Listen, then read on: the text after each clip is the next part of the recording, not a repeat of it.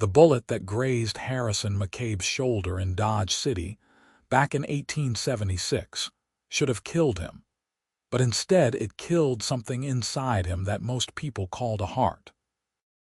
He rode into Bonanza, Colorado on a September afternoon in 1882, with dust coating his leather vest and a reputation that preceded him by 3 towns.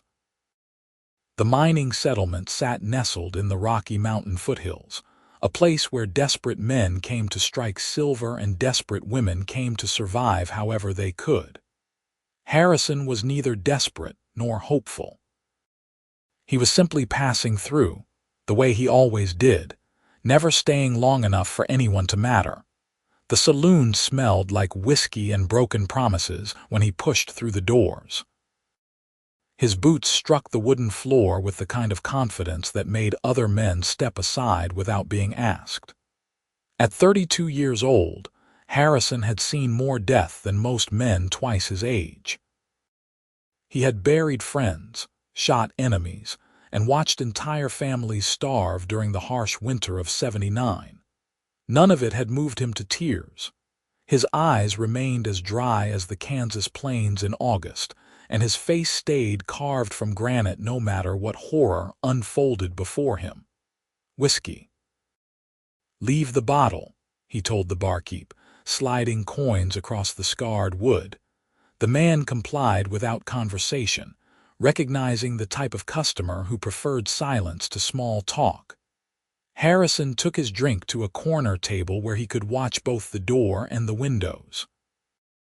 Old habits from too many years of staying alive in places where survival was never guaranteed. That was when he first saw her. She moved between tables with a practiced grace that could not hide the exhaustion in her movements. Her honey-colored hair was pinned up in a style that might have been fashionable 5 years ago in some eastern city. But now the pins were mismatched, and strands kept falling loose around her face.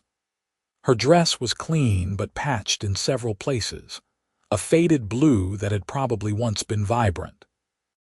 What struck Harrison immediately was her eyes.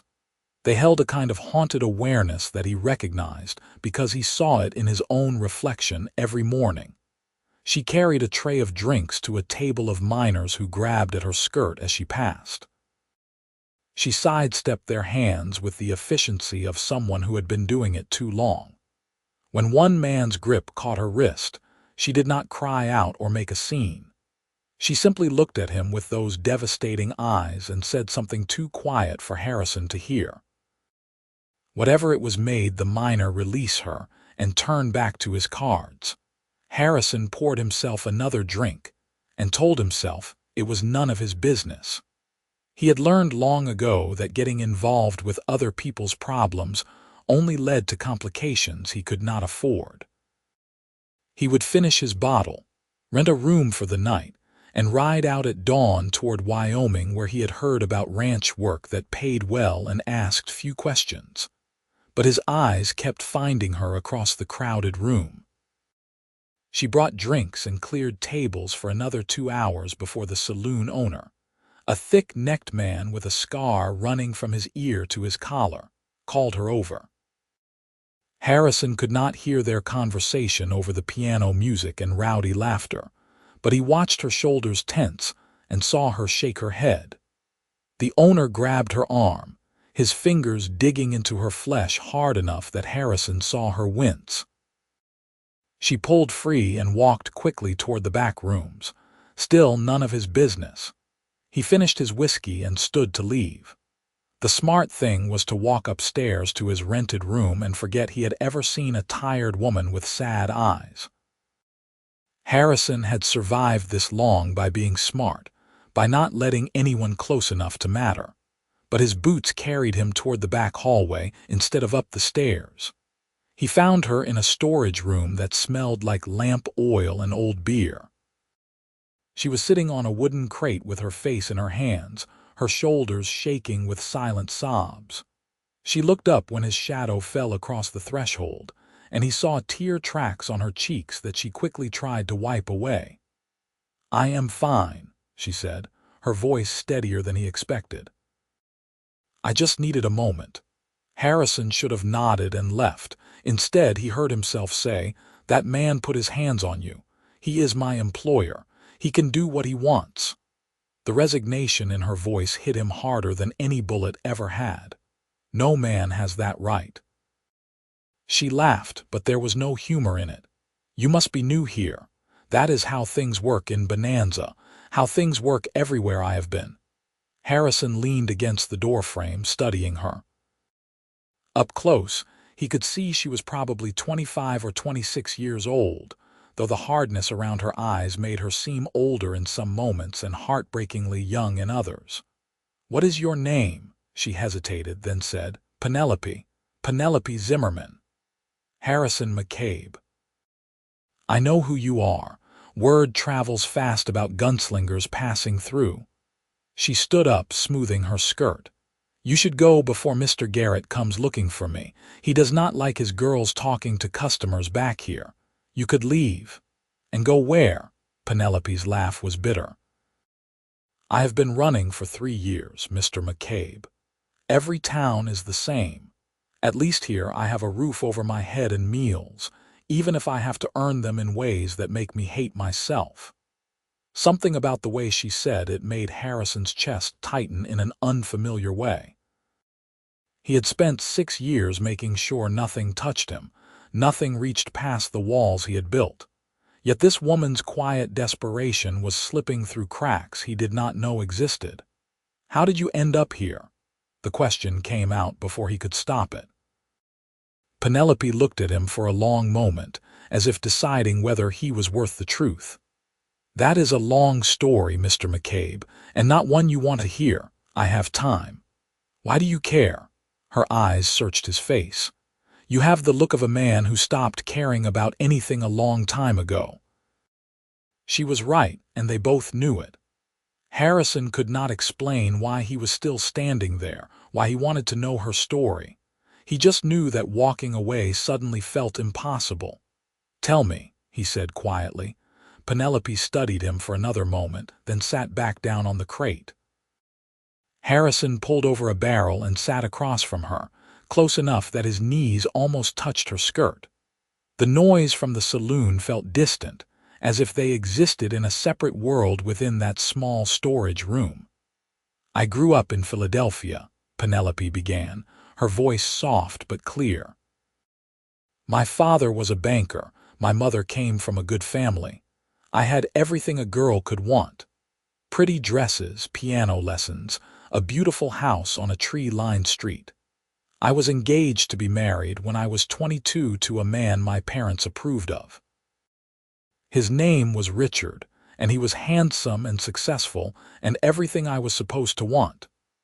She paused, her hands twisting in her lap. Harrison waited, not pushing, just listening in a way he had not listened to anyone in years. "3 weeks before the wedding, I discovered that Richard had been visiting certain houses in the city, the kind of houses where men pay for company. When I confronted him, he said it was normal, that it did not mean anything, that all men did it. He expected me to accept it and marry him anyway." Harrison's jaw tightened, but he stayed silent. "I called off the wedding. My parents were mortified. They said I was ruining the family reputation over nothing, that I was being foolish and naive. They told me to apologize to Richard and set a new date." Penelope's voice cracked slightly. "I refused. So my father told me I was no longer welcome in his house. He said if I would not honor my family obligations, I could make my own way in the world and see how far my pride would carry me." "Your own father put you out." Harrison's voice was rougher than he intended. "In 1879, 2 days after my 23rd birthday. My mother cried but did not stop him. Richard spread rumors that I had been unfaithful, that I was damaged goods. No respectable family in Philadelphia would acknowledge me. I had a small amount of money I had saved, and a friend who let me stay with her for a few weeks until her husband forbade it. Penelope stood and walked to the small window that looked out onto the alley behind the saloon. Harrison watched the light fall across her profile, highlighting the elegant line of her neck and the tension in her shoulders. I tried to find work as a governess, but without references or family standing, no one would hire me. I worked in a textile factory for 8 months. The conditions were terrible. Women fainted from the heat and the dust. My lungs started to hurt all the time. I barely made enough to afford a room in a boarding house where rats ran across my feet at night. She wrapped her arms around herself, though the evening was warm. I met a man named Thomas at a church social. He was kind to me, or so I thought. He said he was a merchant traveling west and that he wanted to marry me, to take me away from Philadelphia and give me a fresh start. I was so desperate to escape, so tired of being hungry and afraid that I believed him. Harrison felt his hands clench into fists, sensing where this story was heading. We traveled to Chicago first. That was where I discovered Thomas was not a merchant. He was a procurer. He sold women to brothels across the frontier. I was just another piece of merchandise to him. Penelope's voice remained steady, but Harrison heard the pain underneath each word. He locked me in a room above a gambling hall and told me I would work off my travel expenses. He said if I tried to run, he would find me and kill me. I believed him because I saw what he did to another girl who tried to escape. Harrison stood up, unable to sit still anymore. Rage was burning through his chest, a feeling he had not allowed himself in so long that it almost felt foreign. "How did you get away?" There was a fire. Someone's lamp got knocked over in one of the gambling rooms and the whole building went up fast. In the chaos, the door to my room was left unlocked. I ran. I had nothing but the dress I was wearing and shoes that were falling apart. I walked through Chicago until I found a church, and the minister's wife gave me food and a place to sleep for 3 nights. Then she said I had to move on because her husband did not want trouble. Penelope turned from the window to face him. Tears were streaming down her face now, though her voice never wavered. "I have been running ever since, Mr. McCabe. I worked in St. Louis washing dishes until the owner tried to force himself on me, and I had to flee in the middle of the night. I worked in a Kansas boarding house until the owner's wife accused me of trying to seduce her husband, which I never did, and threw me out. I picked crops alongside freed slaves in Missouri until the money ran out. I sang in a theater in Denver until the manager said I could make more money on my back than on the stage, and when I refused, he stopped giving me work." She was crying openly now, the tears falling faster than she could wipe them away. "Every town is the same. I am alone. I have no family, no protection, no references, no money. Men see a woman alone and think she is fair game. Other women see me as a threat or a disgrace. I have tried so hard to stay decent, to not become what everyone assumes I already am. But I am so tired, Mr. McCabe. I am so tired of fighting and running and being afraid." Her voice broke on the last word, and she covered her face with her hands, her whole body shaking with sobs she had probably been holding back for 3 years. Harrison McCabe, who had not cried when his best friend died in his arms, who had not cried when he buried his brother after a range war, who had not cried through 6 years of violence and loss, felt something hot and unfamiliar burning behind his eyes. He crossed the small room in 2 strides and pulled Penelope into his arms. She stiffened for a moment, then collapsed against his chest, crying in great gasping sobs that seemed to come from somewhere deep in her soul. He held her tightly, one hand pressed against her back and the other cradling her head, and felt tears sliding down his own face. They fell hot and fast, streaming into his beard, dripping onto her hair.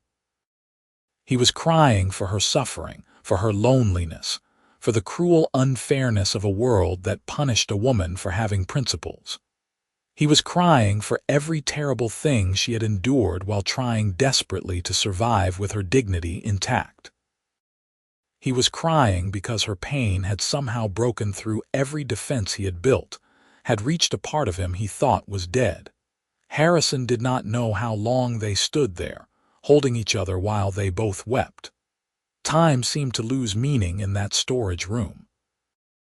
Eventually, Penelope's sobs quieted to shaky breaths, and Harrison's tears slowed to damp tracks on his weathered face.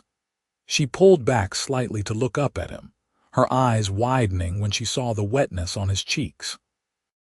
"You are crying," she whispered, reaching up to touch his face as if she could not believe it was real. "I know." His voice was rough and broken. "I have never seen a man like you cry. Men like you do not cry." "I have not cried in 6 years," Harrison admitted. "Not once, not for anything. But your story broke something open inside me that I thought was sealed shut forever." Penelope's hand remained on his face, her fingers gentle against his beard. "Why do you care what happened to me? You do not even know me."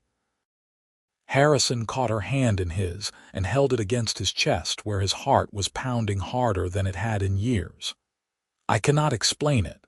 From the moment I saw you in that saloon, something in me recognized something in you. We are both running from things we cannot escape. We are both alone in ways that have nothing to do with having people around us." "What are you running from?" Her question was barely above a whisper. "Myself. The man I used to be before I learned that caring about people only means losing them."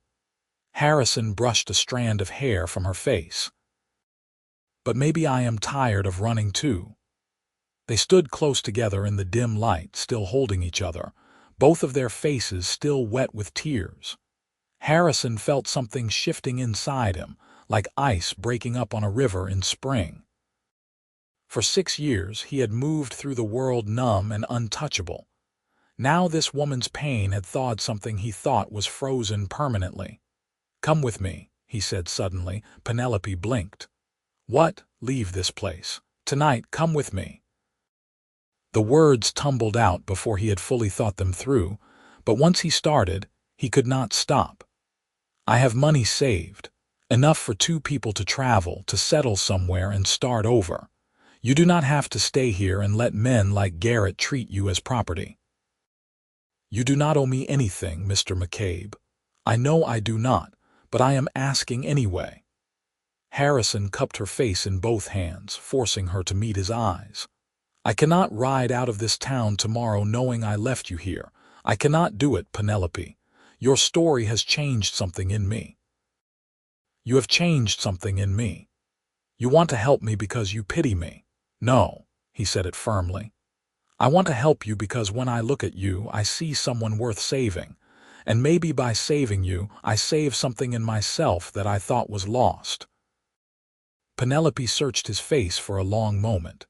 Harrison let her look, let her see the tears still drying on his cheeks, let her see the raw emotion he had kept locked away for so long. "Where would we go?" she asked finally. "North, Montana Territory. I know a man who runs a ranch up there.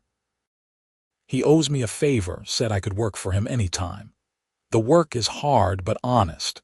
You could work in the main house, help his wife with cooking and managing the hands. She has been looking for help since their daughter got married and moved to Billings. You would do this for me, a stranger." "You are not a stranger anymore." Harrison's thumb brushed across her cheekbone. "The moment you told me your story, you stopped being a stranger." A knock on the door made them both jump apart. Garrett's voice came through the wood, sharp and demanding. "Penelope, get back to work. You have been gone too long." Harrison saw fear flash across her face. She started toward the door, the automatic response of someone used to obeying threats. He caught her hand. "You do not have to go back out there. He will make trouble if I do not. Let him try." Harrison's voice carried the steel that made other men hesitate to challenge him. "Pack whatever belongings you have. We are leaving tonight." "Mr. McCabe, you do not understand. He will not just let me walk away. He says I owe him money for room and board." "How much?" $60. Harrison pulled out a leather pouch from inside his vest and counted out bills. "I have it. We will pay him what he claims you owe, and then we are gone." Penelope stared at the money in his hand. "Why are you doing this? What do you want from me in return?" It was a fair question. She had learned the hard way that men always wanted something. Harrison looked at her and realized he did not have a clear answer. He just knew that walking away from her was not something he could do. "I want to see you smile without fear behind it," he said quietly. "I want to know that you are safe and warm and that no man will ever hurt you again. That is what I want, Penelope." Tears filled her eyes again, but this time they looked different, less like despair and more like hope, tentative and fragile but real. "I have nothing to pack. Everything I own is on my back." Harrison nodded. "Then we settle with Garrett and we ride." He led her out of the storage room and back into the saloon. The noise and smoke felt oppressive after the intimacy of their conversation. Garrett looked up from where he was arguing with the piano player, and his face darkened when he saw them together. "Where do you think you are going with my girl?" Garrett moved to block their path, his hand resting on the knife at his belt. "Miss Zimmerman is leaving your employment," Harrison said calmly. "She wanted me to settle her accounts first. She says she owes you $60 for room and board." Garrett's eyes narrowed. $80, and she signed a contract. She does not leave until I say she can leave." "She did not sign anything," Penelope said, her voice stronger now with Harrison beside her. "You never gave me any contract. You calling me a liar, girl?"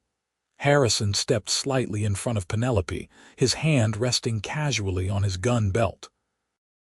He did not draw, did not threaten, just let his reputation do the talking. "I am sure we can settle this reasonably. $60 is more than fair for whatever time she has worked here.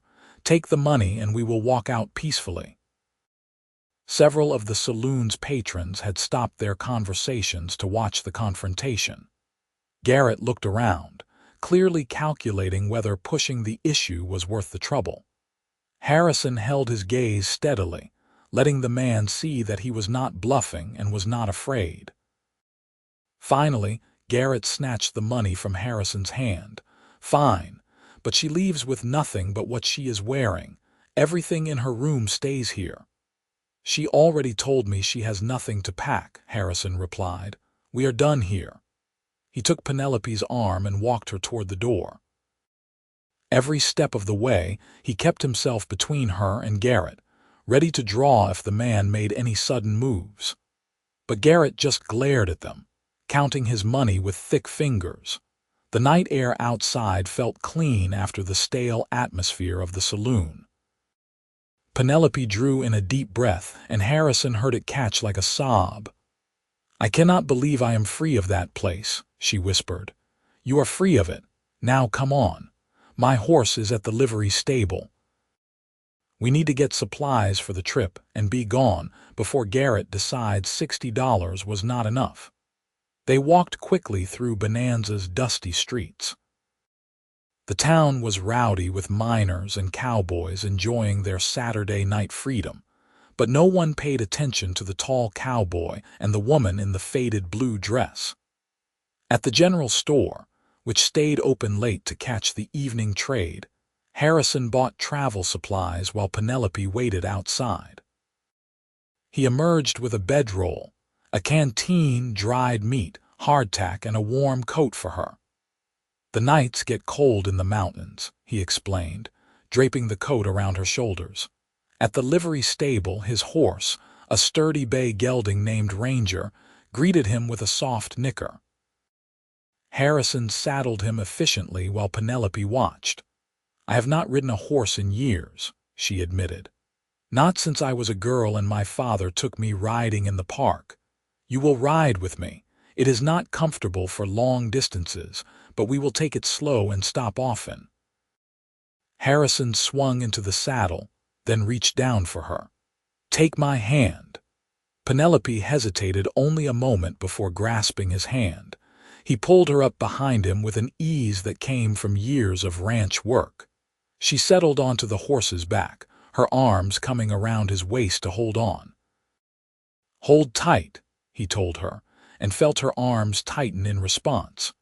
They rode out of Bonanza as the moon was rising over the mountains, casting silver light across the rocky landscape. Harrison kept Ranger to a steady walk, not wanting to tire the horse or make the ride too uncomfortable for Penelope. He was acutely aware of her body pressed against his back, her arms around him, her head eventually resting against his shoulder as exhaustion caught up with her. They traveled through the night, following the old stagecoach road north toward Wyoming. Harrison knew these routes well from years of drifting. They would reach Fort Collins in a few days if they kept a good pace, and from there, they could catch a stage north or continue on horseback, depending on how Penelope was holding up. As dawn broke over the mountains, painting the peaks in shades of gold and pink, Harrison guided Ranger off the road to a sheltered spot near a creek. Penelope had fallen asleep against his back hours ago, trusting him enough to let down her guard completely. "Penelope," he said softly. "We are stopping to rest." She stirred and lifted her head, confusion crossing her face before memory returned. "I fell asleep. You needed it." Harrison dismounted and helped her down. She swayed on her feet and he steadied her. "There is water in the creek. I will build a fire and make coffee." While Penelope went to the creek to wash her face, Harrison gathered wood and built a small fire. He watched her from the corner of his eye, noticing how she moved stiffly from the long ride. When she returned, he handed her a tin cup of strong coffee and some of the dried meat. "Thank you," she said, sitting on a flat rock near the fire, "for all of this. I still cannot quite believe it is real." Harrison sat beside her close enough that their shoulders almost touched. "It is real. You do not have to go back to that life, Penelope. I meant what I said." She looked at him over the rim of her cup, her eyes searching his face in the growing light. "You cried for me last night. I have been thinking about that all through the ride. A man like you, who has clearly seen terrible things, cried because of my story. Your story deserved tears. You deserved someone to hear what you have suffered and care about it." Harrison set down his cup and turned to face her fully. "I have spent 6 years trying not to feel anything. After my brother died, after I lost people I cared about, I decided it was easier to be alone, to not let anyone matter. But hearing what you have been through, seeing your strength and your pain, it broke through all those walls I built." Penelope reached out and took his hand, lacing her fingers through his. "I thought I was broken. I thought what happened to me had ruined me somehow, that I would never be worth anything to anyone. But the way you look at me, it makes me feel like maybe I am not ruined. Maybe I am just wounded, and wounds can heal." Harrison brought her hand to his lips and kissed her knuckles gently. "You are not broken. You are one of the strongest people I have ever met. Most people would have given up after everything you have been through, but you kept fighting, kept trying to survive with your dignity intact. That takes a kind of courage most people do not have." They sat together as the sun rose higher, warming the mountain air. Birds began singing in the pine trees around them, and the creek burbled over smooth stones. It was peaceful in a way that neither of them had experienced in a long time. "What happened to your brother?" Penelope asked quietly. Harrison was silent for a moment, then began to speak. "His name was Henry. He was 2 years younger than me. We worked a ranch together down in New Mexico, saving money to buy our own place someday. There was a dispute over water rights with a neighboring rancher. Things got heated. Henry tried to settle it peacefully, kept saying there was enough water for everyone if we just worked together." He paused, the old grief rising in his chest. The other rancher did not see it that way. He hired gunmen to intimidate us, to drive us off the land. Henry still wanted to find a peaceful solution. He rode over to talk to them one last time. Harrison's voice roughened. They shot him before he even got off his horse. Said he came at them threatening, which was a lie. Henry never carried a gun. He believed in talking things through. Penelope squeezed his hand. I am so sorry. I tracked down every man who was there that day. It took me almost a year, but I found them all. Some I brought to law, some met justice in other ways. When it was over, I realized that getting revenge had not brought Henry back or made the pain any less. It just left me empty. So I started drifting, never staying anywhere long enough to form attachments, never letting anyone get close. It seemed safer that way. But you were lonely. Every day. But I told myself lonely was better than grieving. Harrison looked at her, seeing understanding in her eyes. Until last night, I think I had forgotten how to feel anything real. You reminded me what it means to care about someone, even if it hurts. Penelope moved closer, resting her head on his shoulder.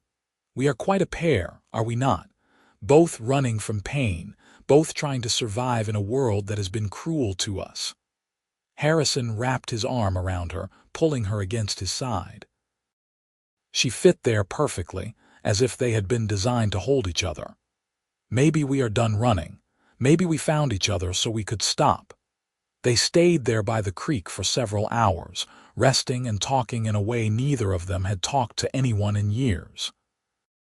Harrison told her about growing up in Texas, about learning to ride before he could walk, about the first time he had to shoot a man to defend himself, and how it had made him sick for days afterward. Penelope told him about her childhood in Philadelphia, about piano recitals and summer parties, about the strange disconnect between that privileged girl and the woman she had become. When they finally mounted Ranger again and continued north, something had shifted between them. They were no longer just a cowboy helping a desperate woman. They were two damaged souls who had found unexpected connection in the midst of their pain. The days of travel developed into a comfortable rhythm. They rode during the cooler parts of the day, stopped frequently to rest, and camped each night under the stars. Harrison was impressed by how Penelope adapted to the rough travel. She never complained about the discomfort or the simple food. She helped gather firewood, learned to pack their supplies efficiently, and gradually the haunted look in her eyes began to ease.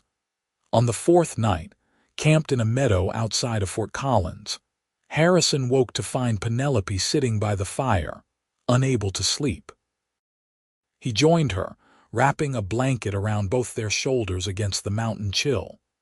"What is on your mind?" he asked. Penelope was quiet for a moment, staring into the flames. "I am afraid this is a dream. That I will wake up back in that saloon, and you will have been a figment of my desperate imagination." Harrison turned her face toward him with gentle fingers. "This is real. I am real. What is happening between us is real. What is happening between us?" Her voice was barely a whisper. "I am falling in love with you," Harrison said, the words feeling both terrifying and absolutely true. "I know it is fast. I know we have only known each other a few days, but I am falling in love with you, Penelope Zimmerman, and I cannot pretend otherwise." Tears spilled down her cheeks, catching the firelight. "I thought I would never let myself love anyone again. I thought it was too dangerous, that everyone who claimed to care about me had only wanted to use me or hurt me. But you, Harrison, you make me want to believe in love again." "Then believe in it. Believe in us." He brushed the tears from her cheeks. "I know I am not much of a prize. I am a drifter and a gunslinger with a hard past. But I swear to you, if you give me your heart, I will protect it with my life. No one will ever hurt you again as long as I am breathing." Penelope kissed him then, her lips soft and tentative against his. Harrison returned the kiss gently, mindful of all she had been through, letting her set the pace. When they pulled apart, they were both trembling. "I love you," she whispered against his lips. "I love you, Harrison McCabe. You gave me back my hope when I thought it was gone forever." They held each other by the fire until the eastern sky began to lighten, neither wanting to break the spell of the moment. When they finally lay down to sleep for a few hours, they did so wrapped in each other's arms, two people who had been alone finding solace in their connection. They reached Montana Territory 2 weeks later, after stops in Cheyenne and Billings for supplies and rest. The land here was different from Colorado, with vast prairies broken by pine-covered mountains. The air smelled clean and wild, and Harrison felt something in his chest ease as they drew closer to their destination. The ranch belonged to a man named Samuel Porter, who Harrison had saved from hanging in Abilene 5 years back. Samuel had been framed for horse theft by a rival, and Harrison had tracked down the real thieves and brought them to justice. Samuel had told him then that he owed Harrison his life, and to come find him if he ever needed anything. The ranch sat in a broad valley with a creek running through it. Cattle grazed across the rolling hills, and several sturdy buildings made up the main compound. As they rode up the long drive, a big man with graying hair came out of the barn, shading his eyes against the afternoon sun. "Well, I will be damned," Samuel called out, breaking into a wide grin. "Harrison McCabe, I thought you had disappeared off the face of the earth." Harrison dismounted and clasped Samuel's hand firmly. "I have been drifting, but I am ready to settle for a while if that offer of work still stands. Always." Samuel's eyes moved to Penelope, who Harrison was helping down from the horse. "And who is this lovely lady?" "This is Penelope Zimmerman. My lady." Harrison stumbled over the words, suddenly unsure how to define what they were to each other. Penelope saved him by extending her hand to Samuel with a warm smile. "It is a pleasure to meet you, Mr. Porter. Call me Samuel. Any friend of Harrison's is family here." He shook her hand, then called toward the house. "Martha, come out here and meet our visitors." A woman emerged from the main house, wiping flour-covered hands on her apron. She was round and pleasant-faced, with kind eyes that immediately assessed the situation. "Harrison McCabe, you look like you have been living rough, and this poor girl looks exhausted. Come inside right now, both of you. You need proper food and rest." Within minutes, Martha Porter had ushered them into a warm kitchen that smelled like fresh bread and stew. She sat them at a long wooden table and placed heaping bowls in front of them, clucking over how thin Penelope was. "You eat every bite," Martha commanded. "A strong wind could blow you away." While they ate, Harrison explained the situation to Samuel and Martha, carefully editing the worst details of Penelope's story, but making it clear that she needed honest work and a safe place to stay. Martha reached across the table and took Penelope's hand. "You can work with me in the house, dear. I have been drowning in work since my daughter moved away. Cooking for a dozen ranch hands, washing, mending, keeping the accounts. I need help desperately, and I pay fair wages." "I would be grateful for the work," Penelope said quietly. "It is settled then." Samuel looked at Harrison. "You can stay in the bunkhouse with the other hands, or there is a small cabin about a quarter-mile from here that needs some fixing up but is livable. Used to be for a foreman, but it has been empty a year." Harrison glanced at Penelope. "The cabin, if you think that is appropriate." Samuel followed his gaze and chuckled. "I think that is very appropriate. You two have the look of people who have found something worth keeping. You will want your own space." They moved into the cabin the next day after spending several hours making it habitable. It was small but solid, with a main room that served as kitchen and living space, and a bedroom with a real bed frame and mattress. Penelope stood in the doorway looking at it with wonder. "I have not had a real bed in 3 years," she said. "I had almost forgotten what it felt like to sleep on something soft." Harrison came up behind her and wrapped his arms around her waist, resting his chin on top of her head. "You will never have to sleep on the floor or in some terrible boarding house again. This is home now, Penelope. Our home." She turned in his arms and kissed him deeply. They had grown more comfortable with physical affection during the long journey north, but there was a new intensity now, a sense of finally being truly safe and alone together. "Make me yours," Penelope whispered against his lips. "Completely. I want to belong to you the way my heart already does." Harrison pulled back enough to look into her eyes. "Are you certain? We can wait. I will wait as long as you need. I am certain. I have never been more certain of anything." She took his hand and led him toward the bedroom.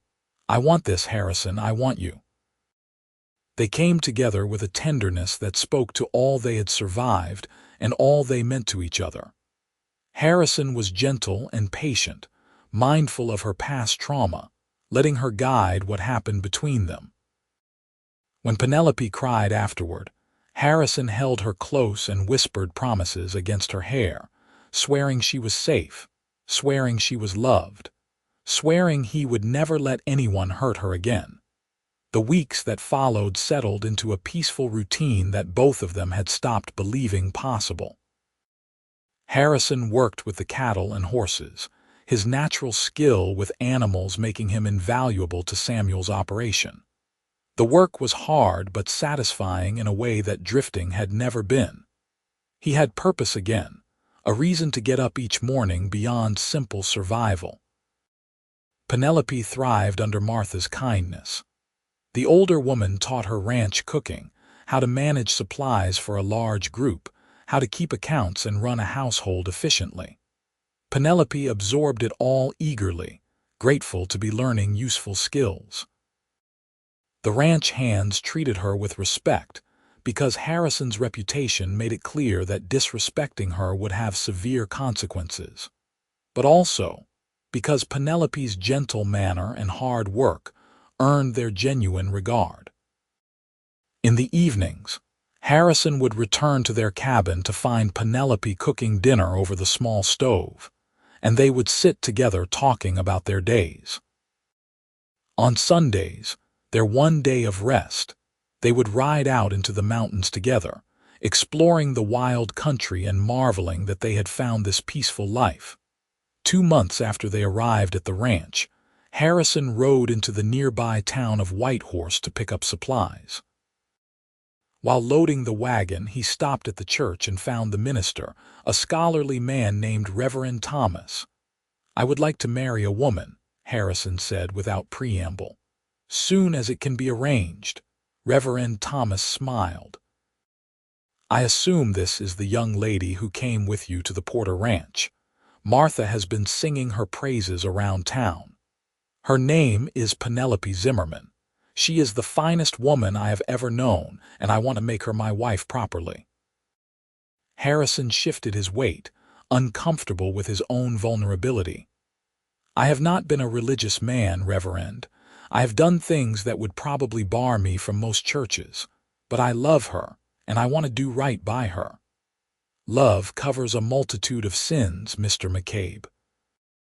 If you love her and will honor her, then I am happy to perform the ceremony." Reverend Thomas pulled out a ledger. "How about 2 weeks from today? That gives time to post the banns and for you to make any preparations." Harrison agreed and rode back to the ranch with a ring he had purchased from the jeweler, a simple gold band that had cost him most of his savings. He did not care. Penelope was worth far more than any amount of gold. That evening, he took her for a walk along the creek as the sun was setting. When they reached a spot where wildflowers grew thick on the banks, Harrison took both her hands in his. "Penelope, I know we have not been together long in terms of time, but in terms of what we have been through together, what we mean to each other, it feels like a lifetime. You saved me from a cold, empty existence. You made me feel again when I thought I was dead inside. I want to spend the rest of my life making you happy, keeping you safe, and loving you with everything I have." He dropped to one knee, pulling out the ring. "Will you marry me?" Penelope's hands flew to her mouth, tears already streaming down her face. "Yes.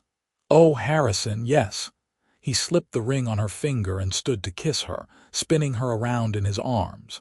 She laughed through her tears, a sound of pure joy that made Harrison's chest feel like it might burst. "I never thought I would get married," Penelope said when he finally set her down.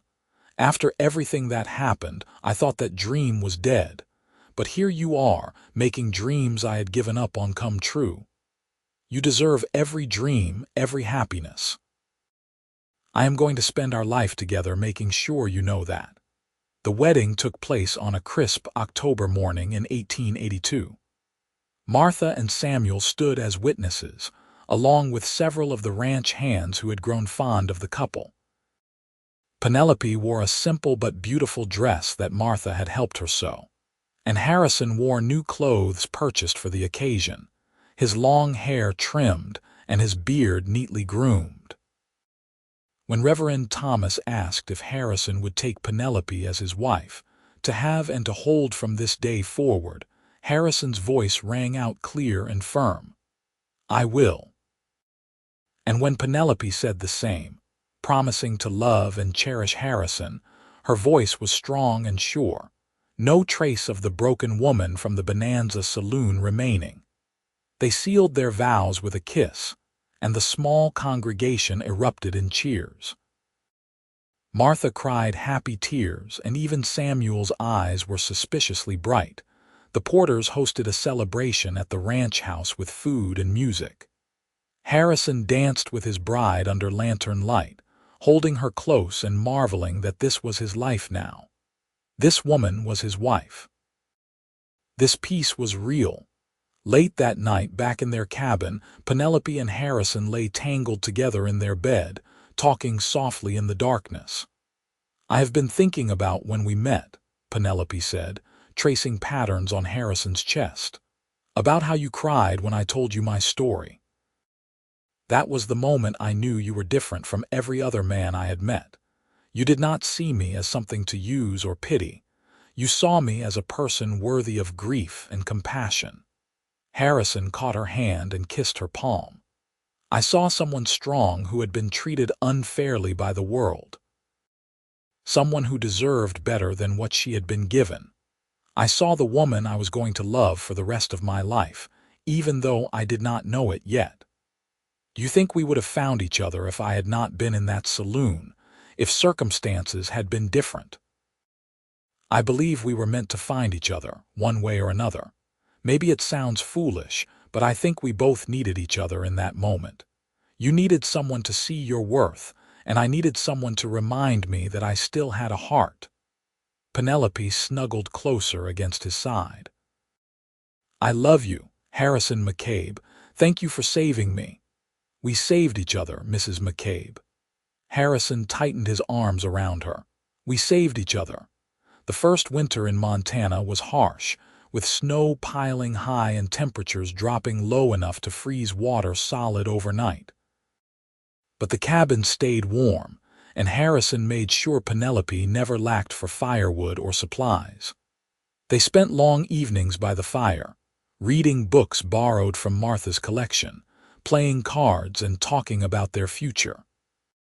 In March of 1883, Penelope realized she was pregnant.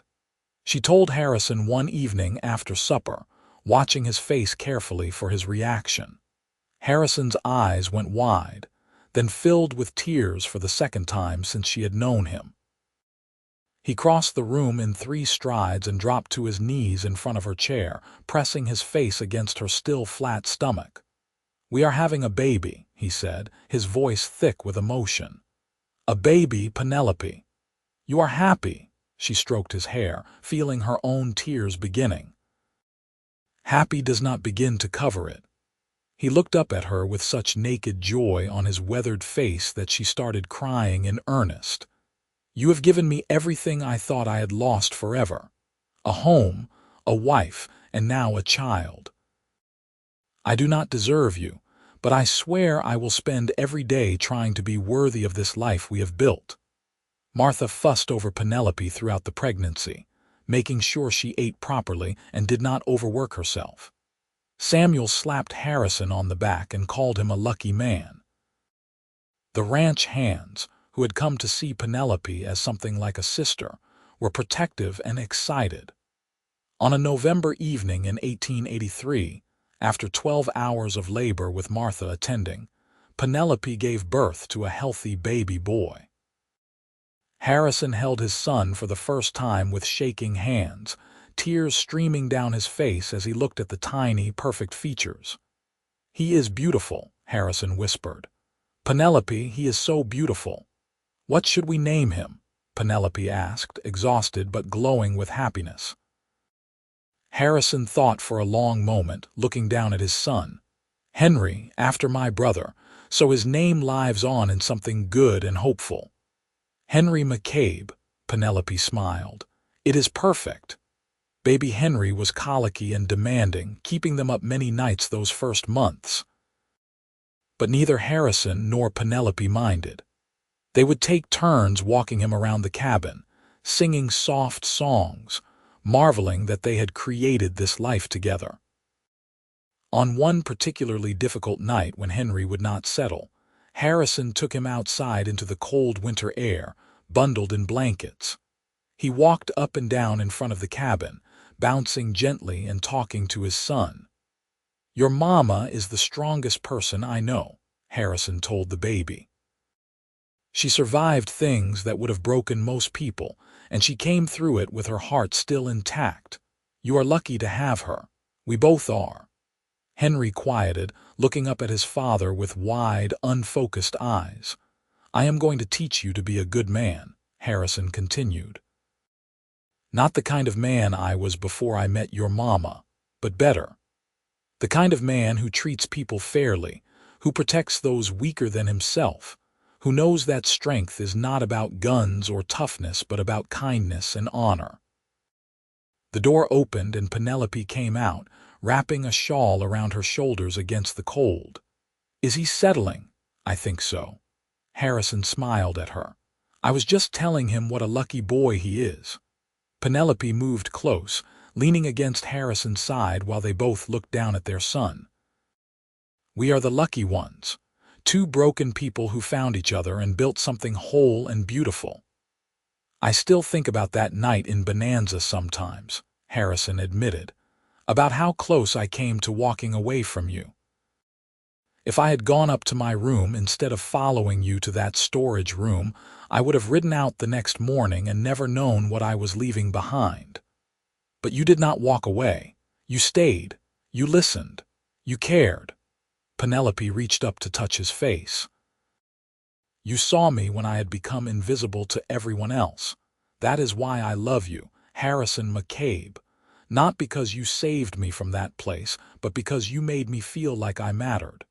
You matter more than anything in this world." Harrison kissed her forehead. "You and Henry are my whole world now." They stood together in the Montana night, the three of them, a family built from broken pieces and fierce love. The stars blazed overhead in the clear winter sky, and the mountains stood sentinel around their little valley. Inside the cabin, the fire burned warm and welcoming, a symbol of the home they had created together. The years that followed were good ones. Henry grew into a bright, energetic boy who loved horses and following his father around the ranch. In 1886, Penelope gave birth to twin girls, Emma and Grace, who inherited their mother's honey-colored hair and their father's steady gray eyes. Harrison proved to be a devoted father, patient and gentle with his children in a way that might have surprised people who had known him in his gunslinger days. He taught Henry to ride and rope, but also to read and write and think before acting. He was tender with his daughters, letting them climb on him and braid his beard with ribbons, completely wrapped around their tiny fingers. Penelope flourished as a wife and mother.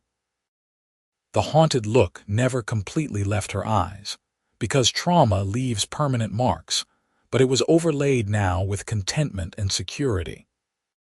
She managed their household efficiently, helped Martha with the ranch's domestic operations, and occasionally traveled to Whitehorse to teach piano lessons to the local children, using the skills from her privileged girlhood for good purpose.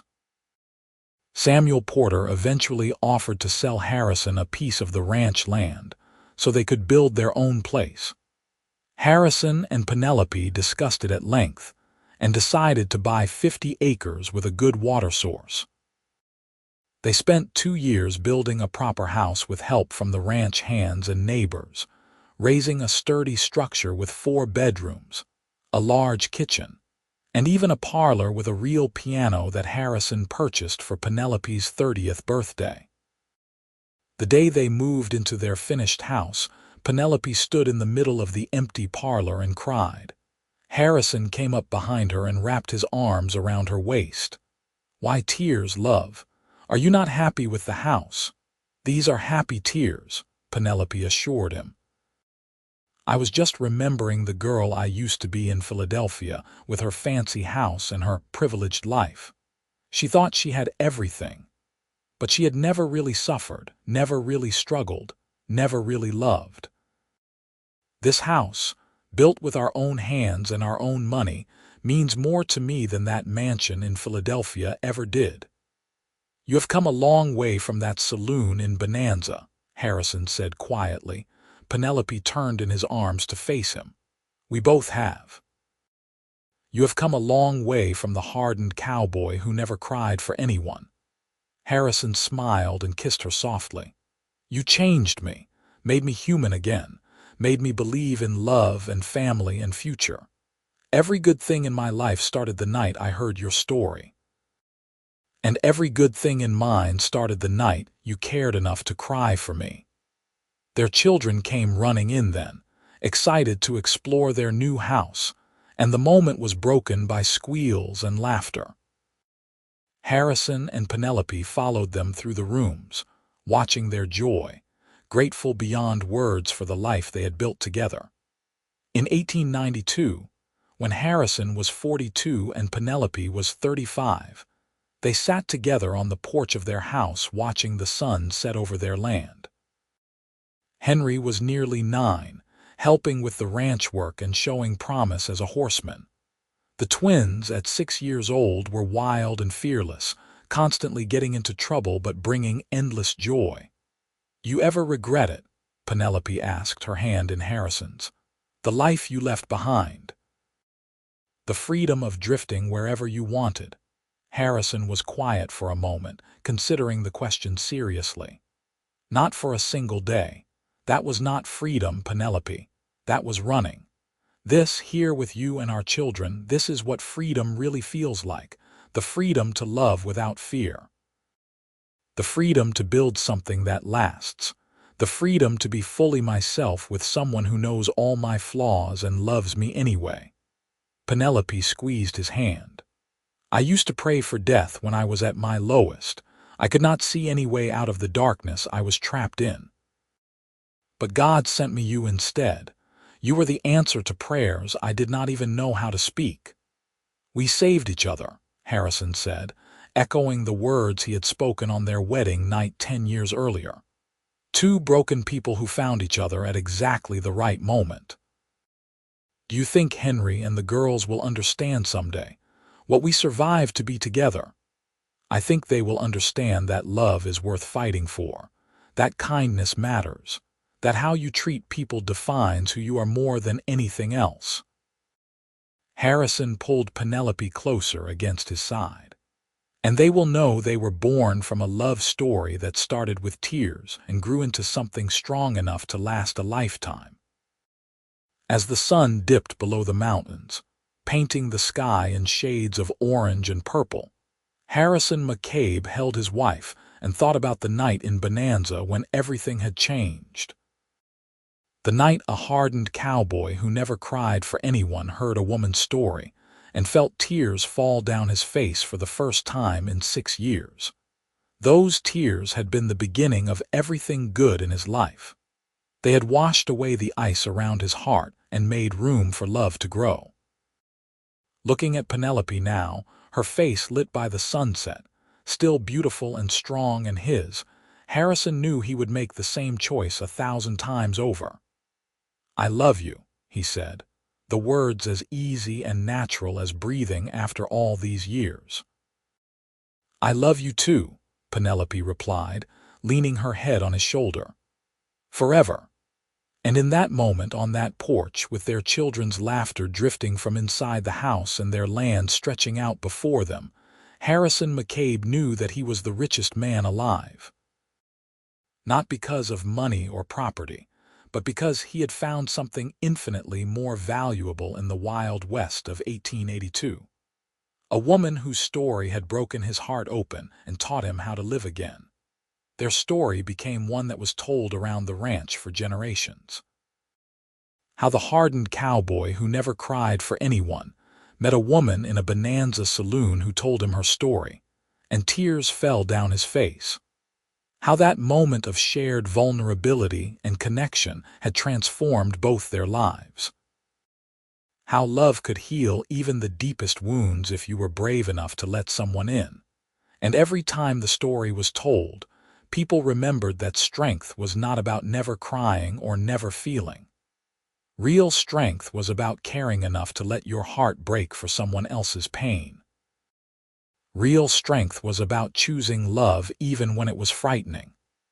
Real strength was about building a life together, one day at a time, with someone who made you better than you ever thought you could be. Harrison and Penelope McCabe lived long, full lives together, surrounded by children and eventually grandchildren. When Harrison passed away in 1908 at the age of 58, it was peacefully in his sleep with Penelope's hand in his.